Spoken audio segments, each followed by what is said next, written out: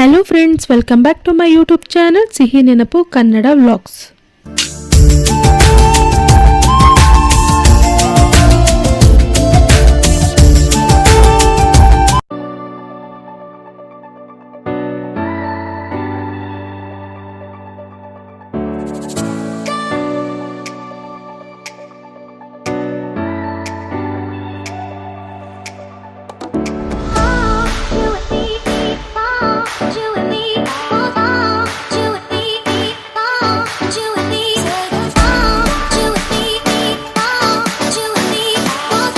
ಯಾರೆಲ್ಲ ಮೊದಲನೇದಾಗಿ ನನ್ನ ವಿಡಿಯೋನ ನೋಡ್ತಾ ಇದ್ದೀರಾ, ನನ್ನ ಚಾನಲ್ನ ಸಬ್ಸ್ಕ್ರೈಬ್ ಮಾಡ್ಕೊಳ್ಳಿ, ಬೆಲ್ ಐಕನ್ನ ಪ್ರೆಸ್ ಮಾಡಿ, ಹಾಗೆ ವಿಡಿಯೋಗೊಂದು ಲೈಕ್ ಮಾಡಿ. ಏನು ಸೂಪರ್ ಆಗಿದೆ ಸ್ಟೆಪ್ಗಳು. ಅಂತ ವಿಡಿಯೋ ತೆಗೆಯೋದು ಎಷ್ಟೊಂದು ಫೋಟೋ ತಕ್ಕೊಳ್ಳೋದು ಒಂಥರ ತೃಪ್ತಿ ಅನ್ನೋದೇ ಆಗಲ್ಲ, ಅಷ್ಟು ಖುಷಿ ಆಗುತ್ತೆ ಮಾತ್ರ. ಏನು ಬೇಕು ಇದಕ್ಕಿಂತ? ಲೈಫಲ್ಲಿ ಒಂದು ಸರಿ ಈ ಥರ ನೋಡ್ಬೇಕಷ್ಟೇ. ಆದರೆ ಪ್ರಕೃತಿ ಎಷ್ಟು ಸುಂದರನೋ ಅಷ್ಟೇ ಭಯಾನಕ.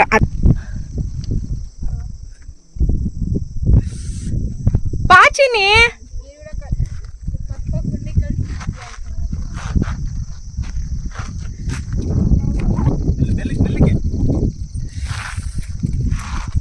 ಬಾಚಿನಿಮ್ಮ ಚಿನಿ ಇಲ್ಲಿ ಜೇನುಳ ಐತೆ, ಜೇನುಳ ಐತೆ. ಜೇನುಳ ನೋಡಿ ಹೇಗೆ ಅಟ್ಯಾಕ್ ಮಾಡ್ತಿದೆ. 2 3 4 5 ಇದಾವೆ. ರೀ ಹಾಯ್, ರೀ ಹಾಯ್. ಅಲ್ಲ ಸೀರಿಯಸ್ಲಿ ಎರಡು ಕೂಡ ಎರಡು ಥರನೂ ಆಗೋಗ್ಬಿಡ್ತು ನೋಡು. ಯಾವಾಗಲೂ ಎಂಥ ಮಳೆ ಥರ ಇತ್ತು. ತುಂಬ ಥ್ಯಾಂಕ್ಸ್ ಹೇಳ್ಬೇಕು ದೇವ್ರಿಗೆ ನಾನು. ಪುಷ್ಪಗಿರಿ ಬೆಟ್ಟ, ಪುಷ್ಪಗಿರಿ ಇದು ಹೆಸರು. ಪುಷ್ಪಗಿರಿ ಸೂಪರಾಗಿದೆ. ಪುಷ್ಪ ಅಂದರೆ ಹೂವು, ಗಿರಿ ಅಂದರೆ ಬೆಟ್ಟ, ಹೂವು ಇದ್ದಂಥ ಬೆಟ್ಟ. ಅಬ್ಬೋ ಅಲ್ಲಿ ಅಲ್ಲಿ ಅರ್ಧ ಬಿಸಿಲು ಅರ್ಧ ನೆರಳು. ಇದು ಸೀರಿಯಸ್ಲಿ ನನಗೆ ಏನು ಗೊತ್ತಾ ಖುಷಿ ಆಗ್ತಾ ಇರೋದು, ಬರ್ಬೇಕಾದ್ರೆ ಮೋಡನೂ ಸಿಕ್ತು, ಹಿಮ ಥರನೂ ಐತಿ. ಈಗ ಬಿಸಿಲು ಬಂತು. ಅಲ್ಲಿ ಎಷ್ಟು ಚೆನ್ನಾಗಿ ನೆರಳು ವಾತಾವರಣ ಐತೆ.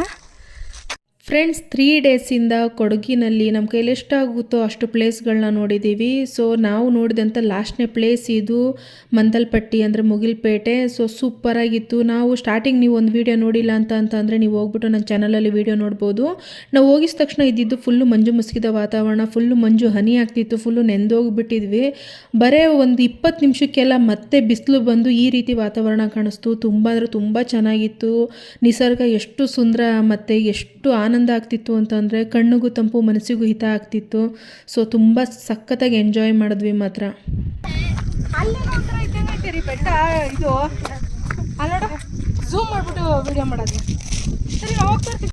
ಬರ್ತಾ ಬರ್ತಾ ಬಿಸಿಲು ತುಂಬಾ ಜಾಸ್ತಿ ಆಯಿತು. ಕೋಲ್ಡ್ ಎಷ್ಟು ಜಾಸ್ತಿ ಆಗುತ್ತೋ ಅಲ್ಲಿ ಬಿಸಿಲಿನ ತಾಪನೂ ಕೂಡ ತಡೆಯೋಕ್ಕಾಗಲ್ಲ, ಅಷ್ಟೇ ಜಾಸ್ತಿ ಬಿಸಿಲು ಹೊಡೆಯುತ್ತೆ.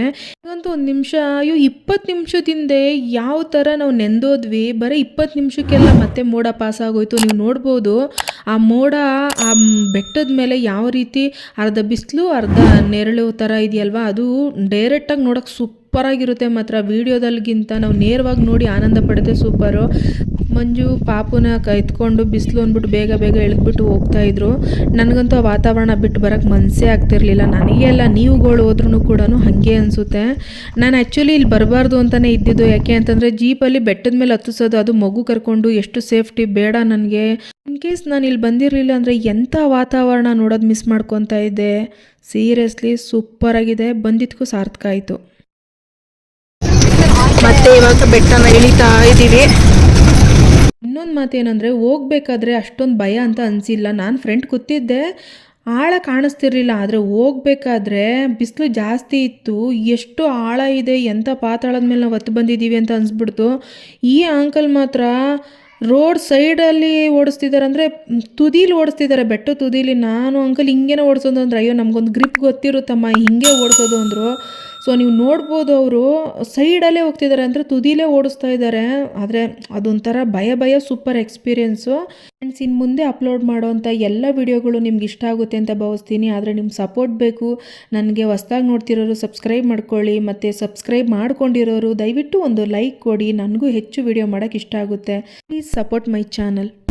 ಮನೆಗೆ ಹೋಗಿ ಫಸ್ಟ್ ರೆಸ್ಟ್ ಮಾಡಿದ್ರೆ ಸಾಕು ಅನ್ನಂಗೆ ಆಗ್ಬಿಡೈತೆ. ನನ್ನ ಮಗಳು ಮಲ್ಕೊಂಡ್ಬಿಟ್ಲು. ಇಷ್ಟೇ ಕೊಡಗು ಎಲ್ಲ ಹೋಗಿ ಸುತ್ತಿ ಎಷ್ಟಾಗುತ್ತೋ ಅಷ್ಟು ಸ್ಥಳ ಸ್ಥಳಗಳನ್ನ ಕವರ್ ಮಾಡಿದ್ದೀನಿ. ಸೊ ಎಲ್ಲರಿಗೂ ಇಷ್ಟ ಆಗುತ್ತೆ ಈ ವಿಡಿಯೋ ಅಂತ ಭಾವಿಸ್ತೀನಿ. ಎಲ್ಲ ಪ್ರತಿಯೊಂದು ವಿಡಿಯೋನ ನೋಡಿ ಎಂಜಾಯ್ ಮಾಡಿ.